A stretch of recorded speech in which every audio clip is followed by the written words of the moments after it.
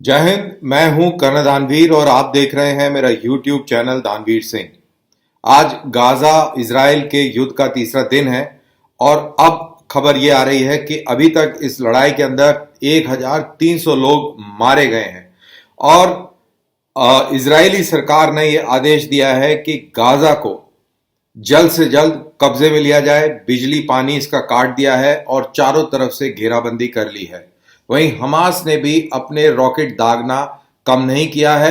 लड़ाई अब धीरे धीरे और शिद्दत पकड़ रही है। सुनने में आ रहा है कि हमास ने तकरीबन 2000 सुरंगें बना रखी हैं जिसके अंदर वो छुप कर इजरायलियों के ऊपर हमला करेंगे। अब इंतजार ग्राउंड फोर्सेस का है। ग्राउंड फोर्सेस कब गाजा के अंदर दाखिल हो रही होंगी उसके लिए टाइम लगेगा, क्योंकि मोबिलाइजेशन फेज चल रहा है। इजरायली सैनिकों को तलब किया गया है, सारे के सारे इकट्ठे हो रहे हैं। इक्विपमेंट जो माउथ बॉल्ट था उसको निकाल कर उसको ऑन रोड लेके आए हैं। एमिनिशन और बहुत सारी चीजें जो हैं स्टॉक पाइल की जा रही हैं। लॉजिस्टिक फॉरवर्ड एचलॉनिंग हो रही है और ये सारे कार्रवाई चल रही है, क्योंकि एक बहुत बड़ा ऑफेंसिव अभी गाजा के अंदर जाने वाला है और ये कोई आसान काम नहीं होगा इजरायलियों के लिए भी। अब ऐसी सिचुएशन में हिंदुस्तान के लिए बहुत बड़ी समस्या खड़ी हो गई है। भारत अब एक टाइट रोप पर चल रहा है। किस तरीके से वो अपनी साइड्स लेगा, कैसे अपने आप को बैलेंस करेगा, ये देखना है।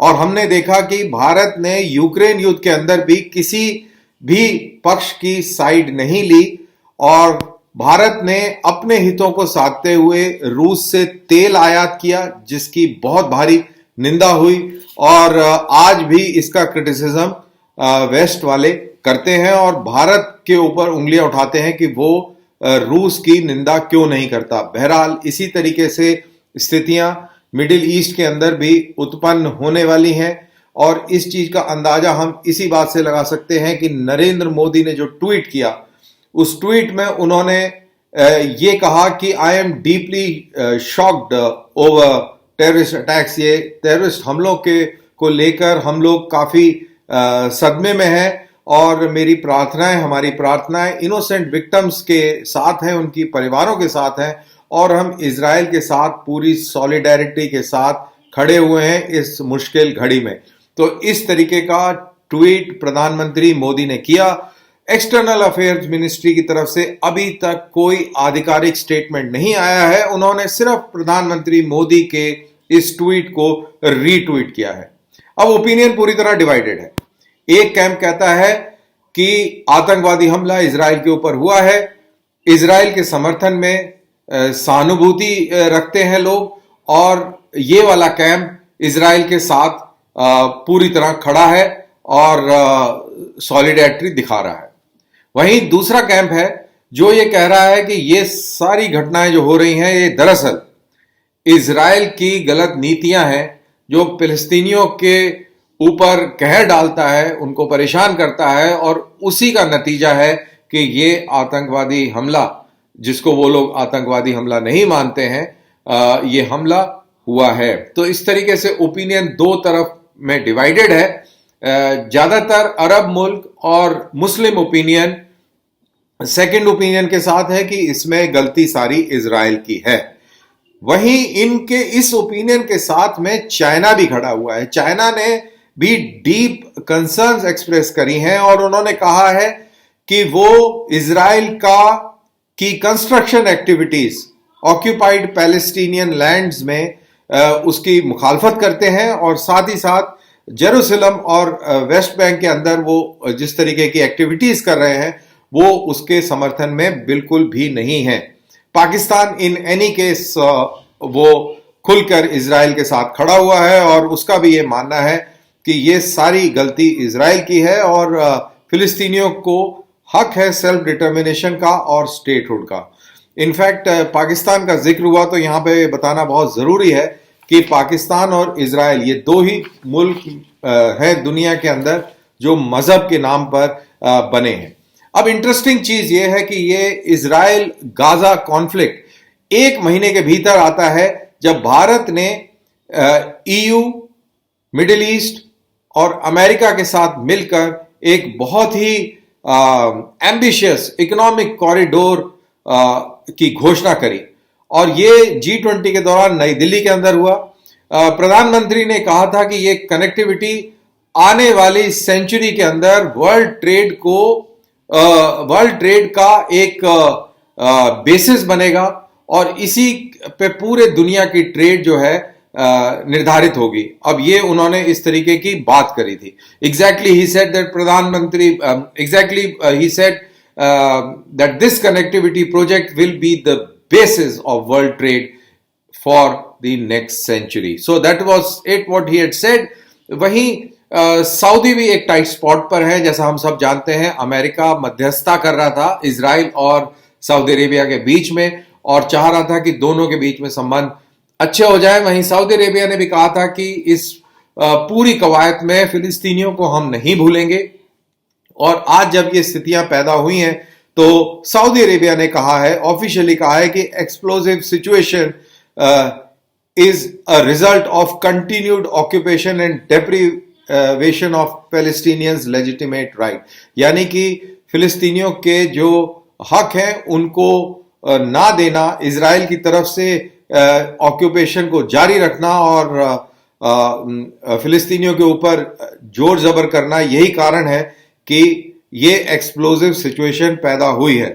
वहीं इंडिया और सऊदी अरेबिया के बहुत अच्छे संबंध हैं। ऐसा कि आपको मालूम होगा, strategic partnership council agreement Bharat और सऊदी अरेबिया के बीच में हुआ है। कई सारे बायलैटरल विजिट्स प्रधानमंत्री मोदी ने सऊदी अरेबिया और सऊदी अरेबिया के किंग प्रिंस ने हिंदुस्तान में करे हैं। हाल ही में उनका दौरा G20 के दौरान हुआ था और भारत को हाईएस्ट सिविलियन अवार्ड भी सऊदी अरेबिया ने दिया है। अब मिडिल ईस्ट को लेकर कुछ हिस्टोरिकल पॉइंट्स को भी कवर कर लेते हैं। इजराइल 1948 में आजाद हुआ और हिंदुस्तान ने उसको रिकॉग्नाइज 1950 में किया। उसको 2-3 साल लगे रिकॉग्नाइज करने को और डिप्लोमेटिक टाइज 1992 में बहाल हुए। इतना लंबा समय लगा। और वहीं जवाहरलाल नेहरू से जब सवाल पूछा गया कि इजराइल को रिकॉग्नाइज करने में आपने इतना समय क्यों लिया, तो उन्होंने ये कहा कि we do not want to offend our friends in the Arab countries. हम अपने अरब दोस्तों को नाराज नहीं करना चाहते थे, इसलिए हमने इतना समय लिया।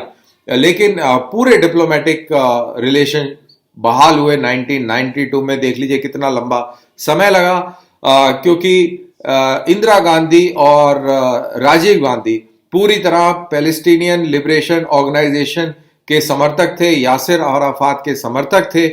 इन लोगों के जाने के बाद नरसिम्हा राव के टाइम ये डिप्लोमेटिक रिलेशनशिप बहाल हुई और तब से लेके हिंदुस्तान और इजराइल के बीच में रिलेशंस बहुत ही अच्छे हो गए हैं। अब ये भी बात कर लेते हैं कि अरब दुनिया का भारत के प्रति क्या रवैया रहा है। जैसा मैंने कहा कि जवाहरलाल नेहरू ने कहा था कि हम अपने अरब मित्रों को नाराज नहीं करना चाहते, तो क्या अरब मित्रों ने भारत का साथ आज तक निभाया है, इस पे भी नजर डाल लेते हैं। 1962 की जंग में अरब के सारे कंट्रीज ने एक न्यूट्रल स्टैंस रखा था। 1965 और 71 में अरबियों ने पाकिस्तान का साथ दिया था और भारत के खिलाफ जब भी कश्मीर का मुद्दा उठता है, अरबियों ने हमेशा पाकिस्तान का साथ दिया है। चाहे वो गल्फ कोऑपरेशन हो, चाहे वो OIC हो, इन सब में इन लोगों ने कश्मीर के खिलाफ ही स्टांस लिया है। तो ये तो रही बात भारत की मित्रता की अरब दुनिया के साथ। लेकिन अब वो सारी चीजें चेंज हो रही हैं। 1999 में जब कारगिल का युद्ध हुआ था, तब अरब दुनिया ने पाकिस्तान का सपोर्ट समर्थन नहीं किया था, ये अंडरलाइंड है। और इजराइल ने भारत को वेपन्स और एमिनिशन दिए थे, बहुत क्रिटिकल एमिनिशन भारत को दिया था, क्योंकि भारत न्यूक्लियर टेस्ट के बाद सैंक्शंस में था और बहुत सारी रोकें लगी हुई थी, एमिनिशन की बहुत कमी थी और तब भारत की मदद के लिए इजराइल सामने आया था। वहीं हिंदुस्तान ने फिलिस्तीन को पूरी तरह से नहीं छोड़ा। 2014 में सुषमा स्वराज ने कहा था कि we fully support the Palestinian cause, हम फिलिस्तीन मुद्दे को पूरी तरह समर्थन देते हैं, लेकिन हम साथ के साथ इजराइल के साथ अच्छे संबंध भी बना के रखेंगे और रख रहे हैं। अब करंट चैलेंज क्या है? करंट चैलेंज अब भारत के लिए यह है कि भारत किसी भी हालत में किसी भी खेमे के साथ खड़ा नजर नहीं दिखना चाहता। किसी भी खेमे के साथ मतलब ना वो इजराइल के साथ पूरी तरह से खड़ा दिखना चाहता है और ना ही अरब के साथ पूरी तरह खड़ा दिखना चाहता है। अगर ये लड़ाई एस्केलेट होती है तो भारत के लिए बहुत टाइट रोप वॉक हो जाएगी, ठीक उसी तरह जिस तरीके से भारत को यूक्रेन के युद्ध को बैलेंस करना पड़ा और अभी भी उसको उसकी आलोचना सुननी पड़ती है। तो उम्मीद करते हैं कि ये पूरा का पूरा युद्ध जो है हाथ से ना निकल जाए और एक बहुत बड़ा डायमेंशन ना ले ले। मेरे को ये लगता है कि सिर्फ और सिर्फ गाजा पर एक बार कब्जा हो जाएगा तो यह युद्ध समाप्त होगा और फिर शायद रिकंसिलिएशन और दूसरी बातें शुरू होंगी। और हमास को उखाड़ फेंकने का मतलब यह होगा कि फतह पार्टी जो पैलेस्टीनियन अथॉरिटी है, जो वेस्ट बैंक पर राज करती है, शायद उसका राज फिर से गाजा में बहाल हो। और यहां पर एक पॉइंट और भी है कि हमास से अरब दुनिया भी परेशान है। फिलिस्तीन अथॉरिटी के साथ में अरब दुनिया अपने आप को आइडेंटिफाई करती है, लेकिन फिलिस्तीन कॉज एक इतना इमोशनल कॉज है कि सबकी मजबूरी है उसके साथ खड़े होना। तो ये एक इशू है, लेकिन साथ साथ इसमें यह भी है कि जब इजराइल गाजा के अंदर घुसेगा तो बहुत ज्यादा कैजुअलिटीज होंगी, सिविलियन कैजुअलिटीज होंगी। और अभी जो इजराइल के पक्ष में एक वर्ल्ड ओपिनियन और सेंटिमेंट है, शायद वो वर्ल्ड ओपिनियन और सेंटिमेंट डगमगा जाए जब वो देखेंगे कि काफी सारे निर्दोष फिलिस्तीनी लोग इस जंग में मारे जा रहे हैं। और वो एक बहुत ही क्रिटिकल टेस्ट होगा इजराइलियों के लिए भी, अरब्स के लिए भी और हिंदुस्तान के लिए भी। इसी के साथ मैं ये वीडियो यहां समाप्त करता हूं। इसको लाइक कीजिए, शेयर कीजिए और अगले वीडियो का इंतजार कीजिए। मुझे दीजिए इजाजत। जय हिंद।